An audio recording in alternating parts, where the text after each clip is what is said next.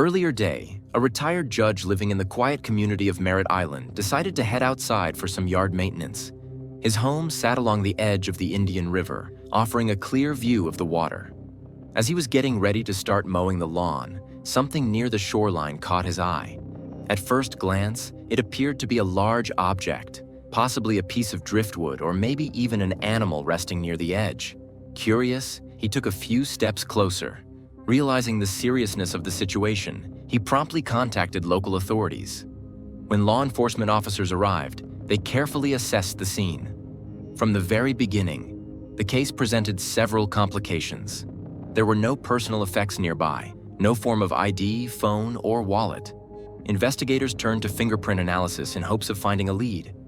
The prints led them to a positive identification, a woman named Misty Morse.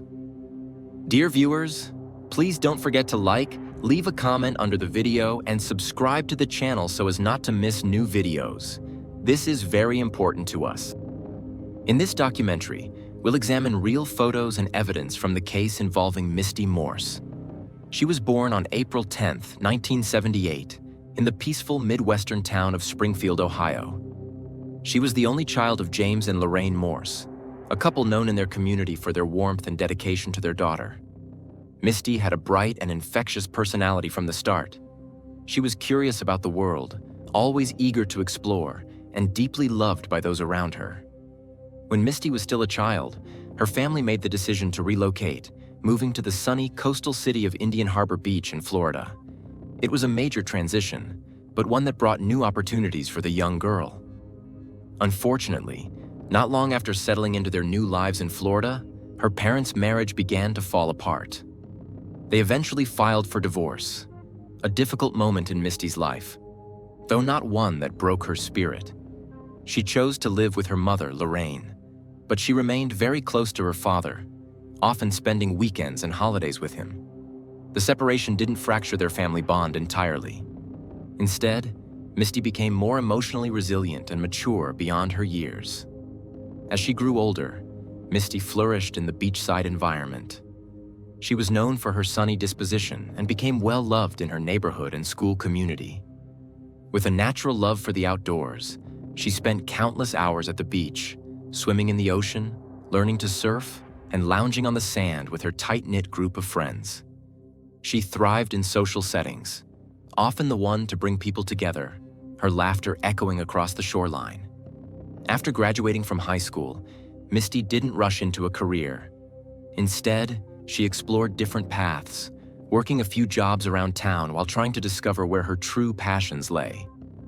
Eventually, she enrolled in a local community college, hoping that time and experience would help her find clarity. By the summer of 2000, she was 22 years old and living a life that many young adults could relate to, balancing part-time classes with her job as a waitress at a cozy seaside cafe, spending her free hours socializing with friends, enjoying the Florida sun, and embracing the carefree rhythm of early adulthood. On the evening of July 20th, Misty had what appeared to be a typical night ahead. She told her mother she was heading out, and the two chatted casually for a few minutes in the kitchen. Just as they were wrapping up their conversation, Misty's phone rang. She picked it up, responded with only a few short words, and hung up quickly. Her tone changed slightly, and she told her mom she needed to leave right away. Lorraine thought nothing of it at the time. Misty was independent, responsible, and often out with friends, so a quick departure wasn't out of the ordinary. However, the following day, Misty hadn't come home. Her mother, returning from work, noticed the house was unusually quiet. Still, she wasn't overly concerned. Misty often worked late shifts or occasionally spent the night at a friend's place, especially during weekends. But when another day passed with no word, no calls, no texts, no signs of life, Lorraine's concern began to grow. What made it more unsettling was the shared car situation. Misty and her mother rotated the use of one vehicle between them every week, and it was Misty's turn to pick it up. But she never showed. That was not like her at all. Lorraine tried calling her daughter's phone multiple times. Each call went unanswered. No voicemails, no texts, nothing. As days passed without any contact, The worry that had started as a small unease quickly escalated into deep anxiety.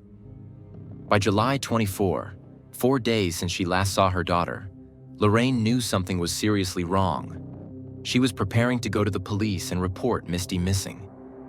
But just as she was about to leave, there was a knock at the door. Standing there was a local police officer.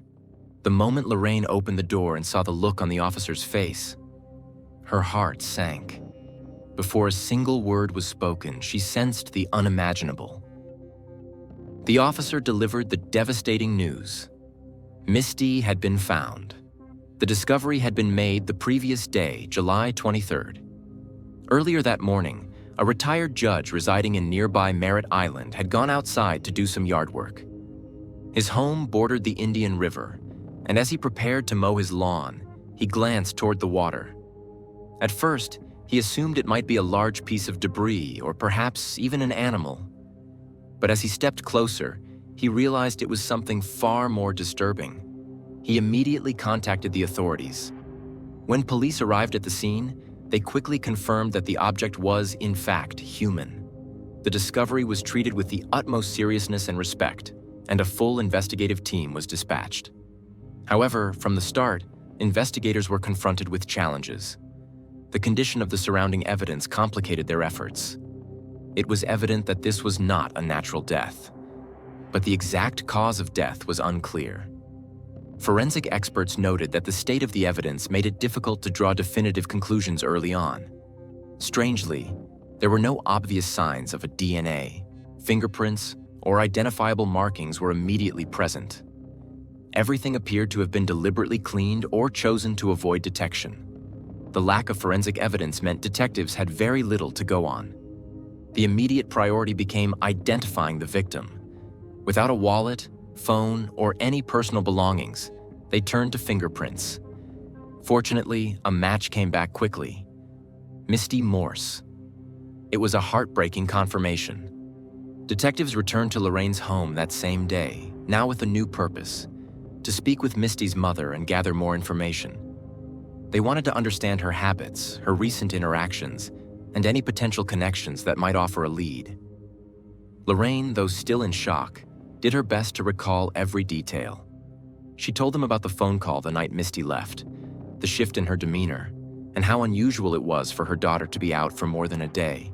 Back at the forensic lab, investigators re-examined the collected materials. The duct tape of particular interest. On it, analysts found several short, dark hairs. They clearly did not match Misty's lighter hair, suggesting they might belong to another person, possibly the individual responsible. The hairs were carefully preserved and sent for further testing in the hopes of identifying a DNA profile. This became one of the few concrete pieces of evidence in an otherwise perplexing case.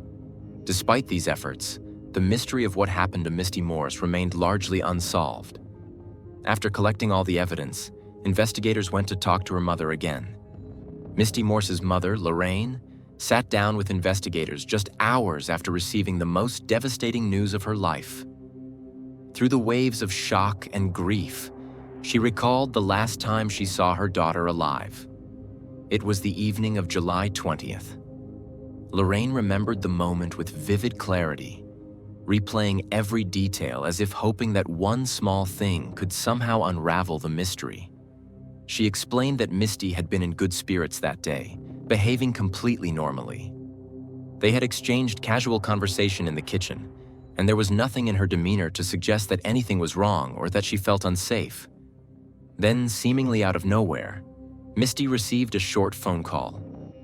The conversation was brief, just a few words, and when it ended, Misty quickly told her mom she had to leave. It appeared as though someone had arrived outside and was calling to let her know they were waiting. But Misty never said who the person was. She didn't mention any names, give any hints, or even indicate where she was headed. It was a small moment that didn't seem important at the time, but in hindsight, it took on a haunting weight. Detectives zeroed in on that phone call as a possible key to unlocking the entire case. They immediately submitted a request for Misty's phone records, hoping to trace the call and identify who she might have met that evening. But their hopes were quickly complicated by the limitations of technology at the time. In the early 2000s, mobile phone providers were still in the process of developing more sophisticated systems for data retention. As a result, they weren't able to provide the identity or number associated with incoming calls, only outgoing ones. The only concrete detail detectives could uncover was that Misty had received 2 calls that night. The first lasted a few minutes. The second was very short, only a few seconds, and was most likely the call her mother overheard right before she left the house. Without caller ID logs, investigators hit an unexpected and frustrating wall. The search for additional clues led detectives to Misty's bedroom. They combed through every drawer, closet, and surface, looking for anything out of place or potentially relevant to the case. Her purse was there on the nightstand, sitting just where she always left it. Inside were all of her everyday items: keys, wallet, makeup, and some receipts. But 2 things were missing: her driver's license and her cell phone. The absence of those 2 items told a subtle but significant story. If Misty had intended to be gone for an extended period, she would have taken her purse. But she didn't. That suggested she had only planned to step out briefly. She likely believed she'd be back home shortly. Tragically, that moment never came. As the investigation advanced, forensic experts began analyzing the materials recovered from the riverside. While the ropes, plastic coverings, and duct tape yielded very little DNA or biological evidence, there were other clues hidden in their composition. Investigators noted that the rope used had a very specific texture and weave. It was the kind commonly used on boats. This type of marine-grade rope is designed to endure saltwater exposure, and it's often used in sailing or fishing activities. The knots used in the binding were also noteworthy. Forensic examiners pointed out that the way the rope had been tied was not random. These were structured knots, secure and efficient, the kind often taught in military or maritime training programs. Specifically, the style resembled knots used by those with experience in the Navy or Coast Guard. The duct tape, too, was unusual. It wasn't the kind you'd find in a typical household. It was a specialized brand designed for emergency repairs on marine vessels, meant to endure tough conditions. All of this suggested that the person responsible had access to a boat and likely possessed advanced knowledge of maritime practices, possibly from military service or professional boating work. With these clues in hand, detectives redirected their attention to Misty's personal life. They began conducting interviews with friends, family, co-workers, anyone who might have information about recent people in her orbit. That's when Misty's mother brought up a name: Teddy. Misty had been casually dating him in the weeks. According to Lorraine, Teddy was introduced to Misty through one of her co-workers. Their connection seemed casual, just a few dates, nothing too serious. But given the circumstances, detectives decided to dig deeper. When police ran a background check on Teddy, they found some troubling history. He had a lengthy criminal record. The pattern raised red flags, and detectives quickly brought him in for questioning. During the interview, Teddy acknowledged that he and Misty had spent time together, but he insisted that their relationship had ended amicably. He said they hadn't seen each other in over a week, and he expressed genuine sorrow. Detectives observed his behavior closely, searching for signs of deceit. But Teddy didn't show the kind of nervousness or evasion they were expecting. He answered every question directly and even seemed emotionally affected by the loss. As a precaution, investigators asked him to provide a DNA sample. Although they didn't yet have any DNA from the suspect, it was a useful way to gauge Teddy's willingness to cooperate. Without hesitation, he agreed. He even offered to let them search his apartment, no warrant required. The search yielded nothing suspicious. No boating gear, no marine ropes, no duct tape of the same type. Furthermore, police confirmed that Teddy had no military background and no known access to any watercraft. With no physical evidence tying him to the crime and no behavioral signs of deception, investigators began to question whether Teddy had anything to do with what had happened to Misty. As Teddy was cleared, attention shifted once again, this time to another name: Bobby. One of Misty's relatives mentioned that she had gone on a single date with him not long before her disappearance. At first glance, Bobby didn't appear to be a person of interest. He didn't have a criminal record, and his name had never come up in any of the initial inquiries. But then detectives learned something that made them look closer. After their date, Misty had confided in a few friends. She told them that she didn't feel a spark with Bobby, that he wasn't really her type, and she didn't plan on seeing him again. It wasn't a dramatic breakup, just a simple lack of interest. Bobby had not taken Misty's silence lightly. At first, it seemed like he simply didn't understand personal boundaries. She said he always seemed to find excuses to be nearby or reach out, even when she clearly indicated she didn't want further contact. Although she never filed a formal complaint, the fact that she'd spoken about it so openly stood out to investigators. That was enough for detectives to pay Bobby a visit. When they arrived at his home, they were greeted by a seemingly cooperative man who didn't hesitate to open the door. But as they scanned his property, one detail caught their eye immediately. Parked just off to the side of the house, partially covered by a tarp, was a small recreational boat. Given the evidence recovered from the scene of Misty's death, marine rope, specialized duct tape, and the likelihood of access to a watercraft, this discovery immediately raised their level of interest. Bobby agreed to speak with them without resistance. Sitting down with the detectives, he tried to appear composed. He said he wasn't particularly bothered that Misty had stopped responding to him and described their date as pleasant but uneventful. However, he also openly admitted that he had continued calling her, daily, right up until July 23rd. He claimed that once he found out what had happened, he stopped calling out of shock and sadness. For a while, the conversation followed a predictable path. But then, without warning, Bobby did something completely unexpected. He reached into his back pocket and pulled out a small object. When he handed it over to the detectives, they were stunned. It was Misty's driver's license. He explained the situation with an air of casualness that didn't sit well with investigators. According to Bobby, Misty had handed him her ID on the night of their date because she hadn't brought a purse or any clothing with pockets. She had asked him to hold on to it, and afterward, he said, she simply forgot to take it back. But detectives weren't convinced. That date had taken place weeks ago. It was difficult to believe that Misty would misplace something as important as her ID and never mention it again. Even more puzzling, if Bobby had been trying to get in touch with her for days, why didn't he mention the ID then? Or try to return it? Suspicion mounting, the investigators asked Bobby for permission to conduct a search of his home. He agreed without hesitation, and a full team swept through the residence from top to bottom. They searched drawers, closets, the garage, even the boat itself. But when all was said and done, there was nothing physically linking Bobby to Misty's disappearance or death.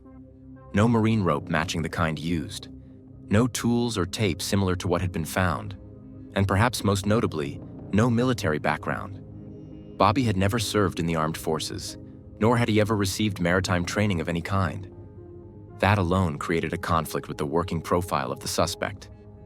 Although Bobby's behavior was strange, and the ID discovery left many unanswered questions, detectives reluctantly had to put him in the no physical evidence column.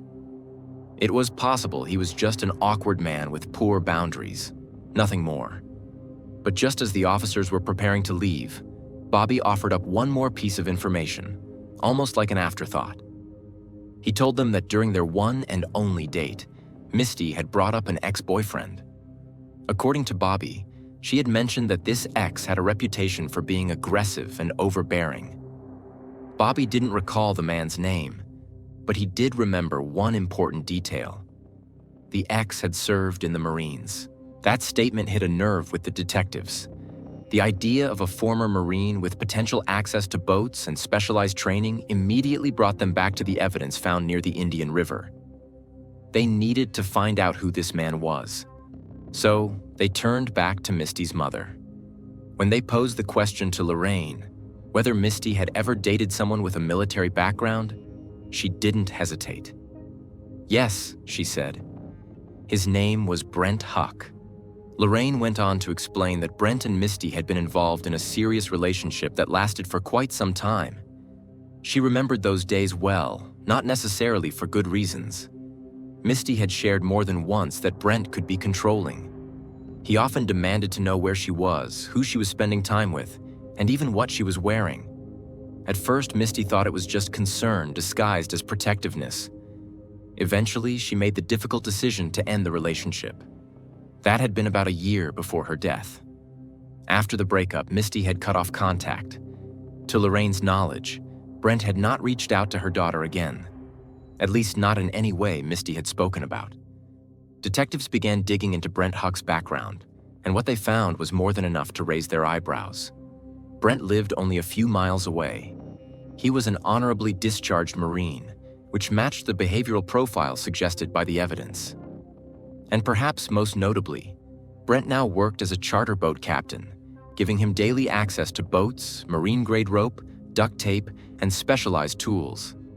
Exactly the kind of materials used in the crime. This discovery marked a potential turning point in the investigation.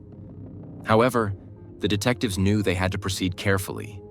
They didn't want to spook Brent or give him any reason to shut down. So they came up with a non-confrontational approach. Rather than accuse him outright or reveal what they knew, they reached out under the pretense of gathering information about Misty's social life as part of a broad investigation with no specific suspects. Brent agreed to meet. During the interview, he remained calm, collected, and oddly confident. He acknowledged that he and Misty had dated seriously for a time, and he admitted that even after their breakup, they had remained in occasional contact. But according to him, their relationship was completely over. He insisted there was no lingering attachment, no romantic tension, nothing that would connect him to her disappearance. Still, there was something off about Brent's demeanor. Unlike other people they'd interviewed, people who had genuinely seemed shaken by Misty's death, Brent's tone was noticeably different. He wasn't nervous. He wasn't sad. In fact, he bordered on smug.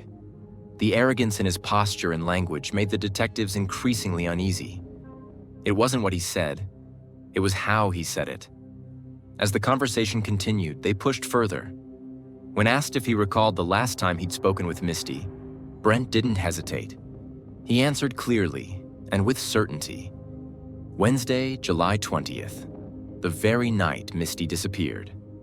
The date Brent mentioned, Wednesday, July 20th, was the same night Misty told her mother she was heading out after receiving a short phone call that abruptly ended their conversation.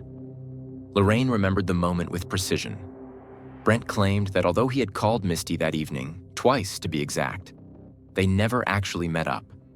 According to him, the calls were brief and uneventful. He insisted that they spoke over the phone but did not see each other in person that night. However, that version of events didn't sit well with detectives. The timing was just too convenient, and what Misty's mother had told them painted a different picture entirely. Lorraine had described the call Misty received as very short, just a few words, followed by her leaving. And Misty's phone records confirmed that she hadn't received any other calls that evening aside from 2 incoming ones, both from Brent. If she left immediately after that second call, it seemed overwhelmingly likely that Brent was the one waiting for her outside. Still, Brent stuck to his version of events. He said the reason he called Misty that night had nothing to do with meeting in person. According to him, he had recently heard that she was telling people, rumors that, if true, could have serious consequences for his current relationship. At the time, Brent was dating someone new, and he claimed he simply wanted Misty to stop spreading lies that could damage his life. He told detectives the calls were only meant to clarify the situation and ask her to stop. The next logical step was to ask Brent for permission to search his property. Surprisingly, he agreed, just as previous suspects had. But this time, the results were very different. In Brent's kitchen, detectives noticed several plastic shopping bags tucked into a drawer near the sink. At first glance, they appeared ordinary, just typical grocery bags, the kind used by millions of people. But investigators decided to collect them anyway, thinking about the plastic that had been found. Forensic analysts took the bags to a lab and examined the manufacturing codes. Tiny stamped sequences printed at the time of production. What they found was disturbing. The bags from Brent's kitchen and the plastic found at the scene had matching batch numbers. They had been produced in the same factory, on the same day, on the same production line. That narrowed the possible origin significantly and linked the materials in Brent's home to the crime in a way that could not easily be brushed aside. Encouraged by the discovery, detectives expanded their search to the garage. What they found next sent chills down their spines. There, hanging from a wall hook, was a spool of rubber cord, the exact same type that had been recovered from the scene. As with the plastic bags, investigators recorded the serial number printed on the cord and cross-checked it with forensic samples. Once again, it matched. The cord at Brent's home had been manufactured on the same machine, part of the same production batch. That kind of match wasn't just coincidence. It strongly suggested a connection. Further into the garage, tucked into a storage bin, detectives discovered a roll of specialized marine duct tape, identical in color, width, texture, and adhesive type to the tape found at the scene. The tape was known for its durability in harsh environments, most commonly used for boat repairs or outdoor applications. And then came perhaps the most damning piece of all: a length of marine rope, matching not only in material, but tied with the exact same military style. At this point, investigators knew they had moved beyond speculation. The evidence, while still technically circumstantial, was overwhelming in its specificity. The number of overlapping materials, the matching production batches, the specialized tape, and the style of knots.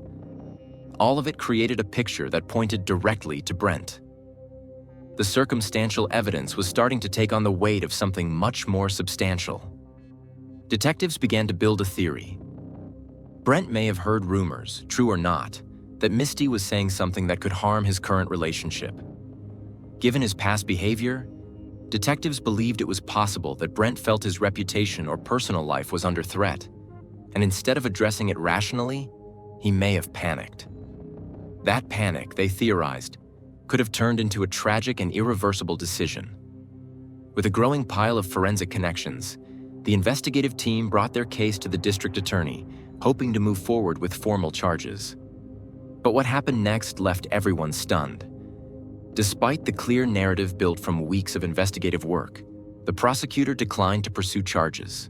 He explained that while the evidence was compelling, it was all circumstantial. There were no eyewitnesses, no confession, and no direct forensic link like DNA. Everything relied on patterns, probabilities, and connections, but nothing irrefutable. He warned that bringing this case to court as it stood could result in an acquittal, and without a solid, direct link, they were unlikely to secure a conviction. In short, it wouldn't hold up in front of a jury. It was a crushing blow for the detectives, who felt they had finally reached the threshold of justice. They had a suspect with motive, opportunity, and access to materials found at the scene, but it still wasn't enough. Yet there was one more clue, a forensic detail that had intrigued the team from the start.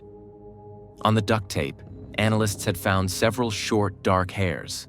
They were not Misty's and didn't match any known human profiles. Further testing revealed the source. They were animal hairs, specifically canine in origin. As it happened, Brent owned a large black dog, a mix between a German Shepherd and a Rottweiler. It was exactly the type of animal that could leave behind coarse, dark hairs. Detectives strongly suspected that the tape had come from Brent's home and had picked up the hairs either before or during the incident. But once again, science hit a frustrating limit. At the time, no forensic labs in the country had the technology to conduct a reliable DNA analysis on dog hair. Without the proper technology at their disposal, detectives were stuck. The short, dark hairs found on the duct tape, now confirmed to be from an animal, most likely a dog, might have held the final clue to link Brent to the scene. So, just like that, the investigation hit a wall. With no additional suspects, no confessions, and no new leads emerging, the case slowly ground to a halt. Days turned into weeks, weeks into months. And still, Misty's killer remained unidentified in the eyes of the law, free, uncharged, and walking among the public. Over time, the case became one of many unsolved files sitting in the cold case cabinet. But for the detectives who had worked the investigation, Misty's face still lingered in their minds. Even as other cases demanded their attention, they would occasionally revisit Misty's file, hoping that something, anything, might leap out at them. 2 long years passed. Then, almost by accident, a spark reignited the investigation. One of the lead detectives came across a news article about a recent homicide case in California. It detailed how investigators there had used advanced animal DNA testing to match hair found at a crime scene to a suspect's dog. It was the first time the lab had publicly confirmed such testing had become reliable enough to hold up in court. For the Florida detectives, this wasn't just interesting. It was potentially game-changing. Without hesitation, they contacted the same specialized lab that had conducted the analysis in California. They sent over the preserved samples, the short, dark dog hairs that had been recovered from the duct tape at the crime scene. They also secured a fresh DNA sample from Brent Huck's dog, a large black mix between a German Shepherd and a Rottweiler, the very same breed detectives had long suspected based on the forensic characteristics of the hair. The lab worked carefully. Weeks later, the results came back.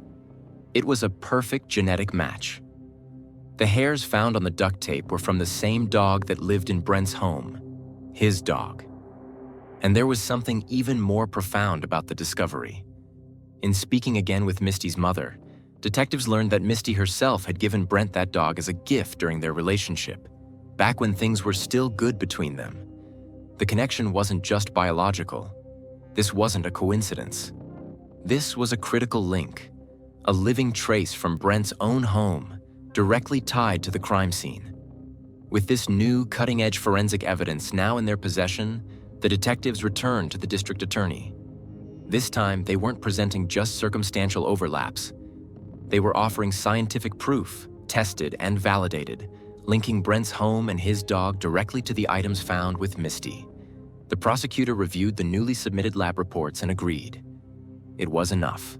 On October 23, 2002, Brent Huck was officially arrested for the murder of Misty Morse.